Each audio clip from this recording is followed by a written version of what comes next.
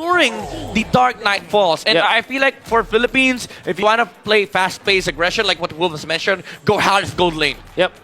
Harith might, not really might, but actually can man up against the carry.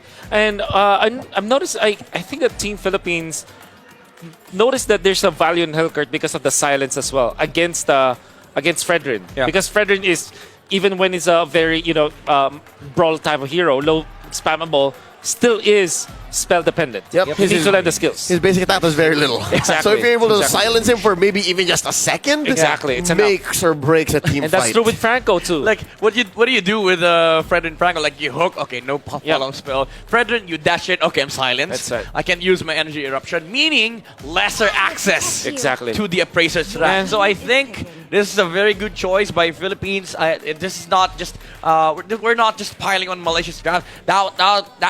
It just tells you how good the Hellcurt pick was on the third third slot.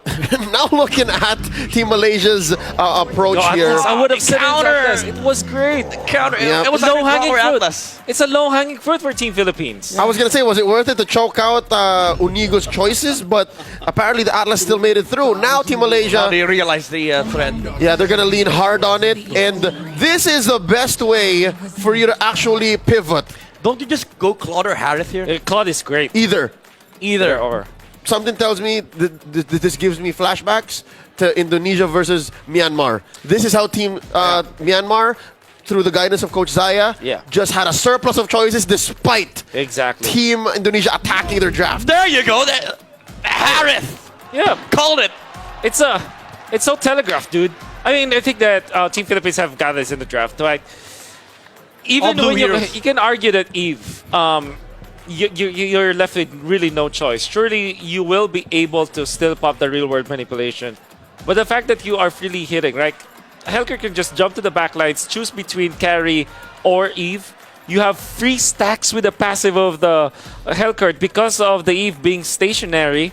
And the fact that you can just pop your ultimate to kind of destroy the backlines is going to be good. I mean, the Franco cannot freely hook here. Because what you do is that if there's a hook, you would want the Atlas to go flicker in and then pop the Dark Knight Falls. It's checkmate already. Yeah. Again, imagine fighting into Dark Knight Falls, a silence, a slow from the Salmon Force, unlimited dashes. All right, we're talking about And best then a final case slash. scenario for Team Philippines because, again, we have seen this executed. There is practice. There are reps on it. Now, Team Malaysia, the way they drafted, they've played around with what they have, especially with such a powerful first phase. We'll see how they execute. We'll see if they're able to take it far enough. Well, what a start. What a start. Again, Zorn, you need to land those hooks. Much needed the entirety of the game. Well, it's kind of forgivable for Philippines to do that because they did just see Eve from the bottom lane, so they were kind of like putting some pressure on Zorn. They're not willing to actually do the XP support thing themselves. Yep. He's letting Unigo take level 2. No. Let's address the elephant in the room. It's not the swap that we were expecting. Another hook. Okay.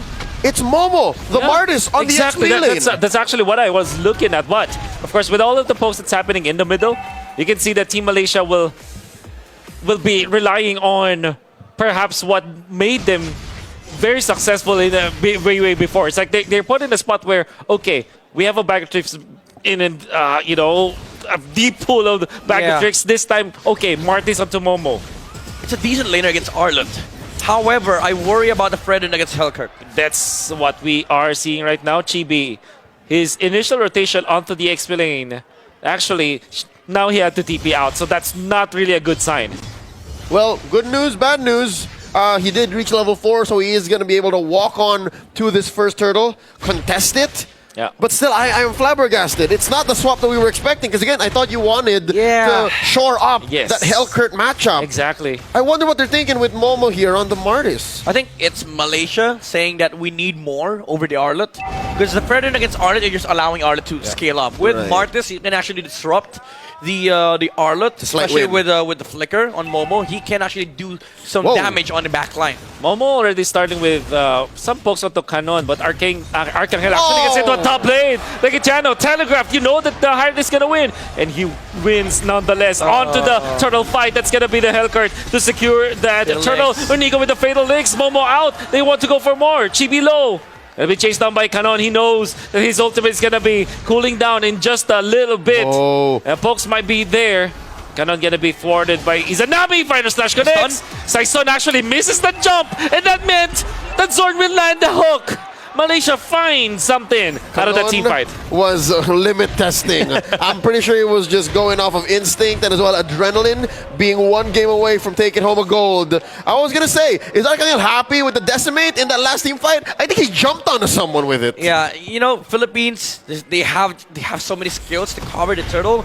Dark Knight Falls, Fatal Links, and Rekishana with the solo kill on the top lane. That's actually crucial. I love the battle spell choice here. Flicker, you need to play aggressive against Malaysia. If you play passive, we saw that matchup earlier, yesterday with Carry playing more aggressive than the Harith, they would just take you to late game. So Philippines, they recognize the fact that they have to play fast here, because if they don't, you're playing into Carry territory. Which is basically Team Malaysia with their change of pace and their change of priorities.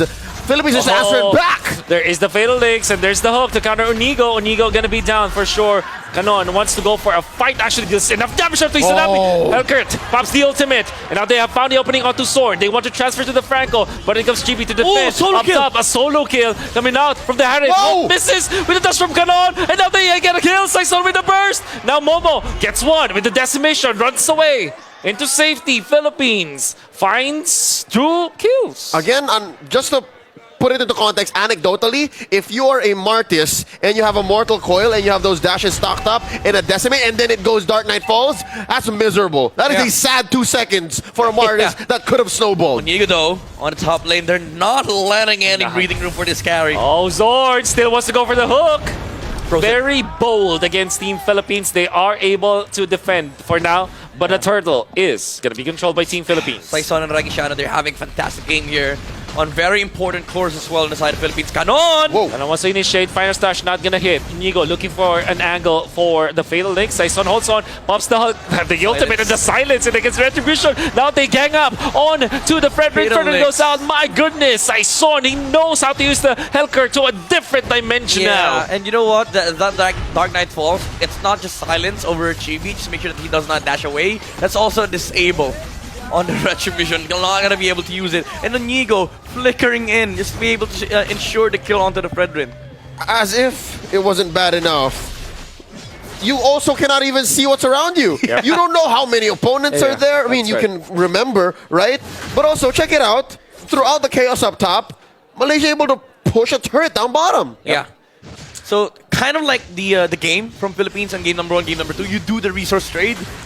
But Philippines is just getting more. Rekishana already has Feather of Heaven. 5 minutes, 12 seconds. And they transfer into the mid lane. So this could be good for Team Malaysia, as it means that it might be able to threaten for a top turret push. But Team Philippines, Dark Knight Falls, they jump on the Eve, they have the silence, they take it out. Izanami, now Gua Gaes, left in no man's land, he's taken out. The Fatal Links connects up to 1. And that is surely a kill, a double even for Saison. Team Philippines using their kit to maximum efficiency. You see how Unigo held on right before the very last minute? It was like Unigo knew that Purify would come out from Gua Gaes. Oh, the Final Slash has to commit the flicker, but now they found an even better target. Jungler out for Team Malaysia. Philippines on a roll. Midnight, this is the fastest we've seen Team Philippines go all series long. That Cyclone Knight play. Yeah, you were saying.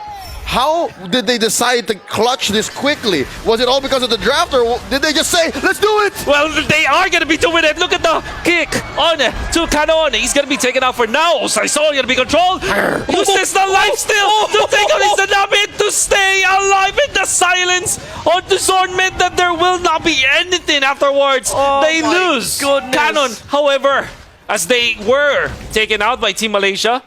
But that means that Philippines will control this turtle once more. Terrified, Fatal Links, all of the control was there and the damage.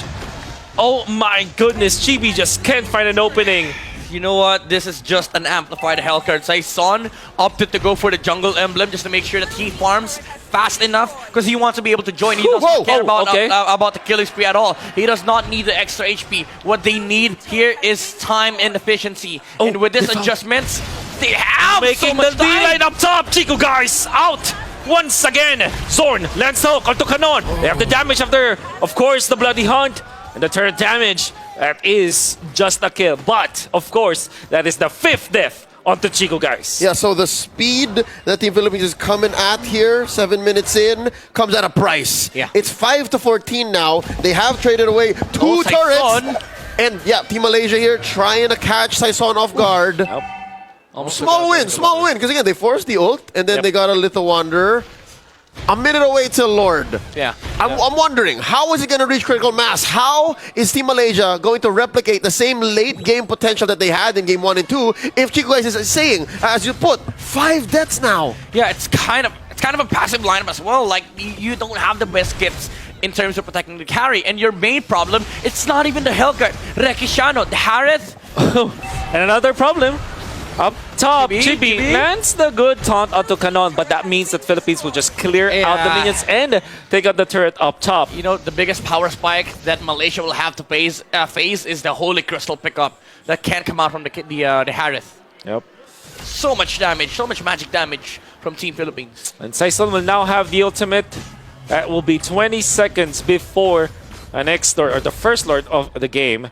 Malaysia, they need to reach the late game for sure. Once again, they'll have to rely on their defense.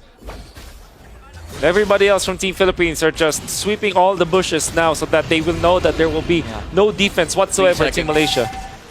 Hard to fight into this as well. Oh, Canon! Does not land the stun. Onigo onto the front lines. Arcangel gonna be controlled a little bit. There comes the hook, but that's the Atlas. You don't want to be in the spot. And it comes the Fire Slash to displace the members of Malaysia. That's 2 out. Zorn is super low. Gonna be safe for now, but will be taken up by Rekitiano. The cleanup. But now up top, Chibi is gonna be the target. Canon. And the rest of the gang will take out one and no exchange whatsoever because of the fact that the Hellcard popped the ultimate. Lord took all in about 7 seconds from the Hellcard. Just him. Just him. This is the power of the jungle emblem on Hellcard and the amount of damage that he has right now. And mind you, Malaysia fought into that. They started their own terms, and Philippines still came out on top. That was because of the gold lead. This is just the sheer gold difference between both sides. And Harith was so big as well. He was hitting 1,500 magic damage per hit. One might wonder what the call was because, yes, Zorn did get a great hook, but before that, Momo was actually spotted by Arcangel. Exactly. It was Arcangel who bush-checked Momo, and I'm guessing there should have been some communication, right? It's very similar situation as this one, but as you said, Midnight, it was off of the back of Rekitiano's Harith. He loves those tight spaces where the Zaman Force is basically half the battlefield. Look at Inigo. Look at Inigo. He pops the ultimate, but they want to go for a play. From Inigo, catches 2 with the Fatal Links, and now they have damage. Hellcard pops the ultimate so that there will be no vision, and they take out more. GP out, the turret up top, super duper low. Even after the holy defense, it will not be enough to clear out the minions in top and in middle. What a DPS is going to be enough. The deadly poison stinger to end the life of Malaysia for now. No minions, but it will be enough. Rekitiano finish it up, and that's gold for Philippines once again. 3 years straight, the Philippines have been on top of the SEA Games. In MLBB earlier this year, they took the World Championships, and now, with Arcangel taking his 2nd gold medal in his career, the Philippines stands tall. GG well played to Team Malaysia.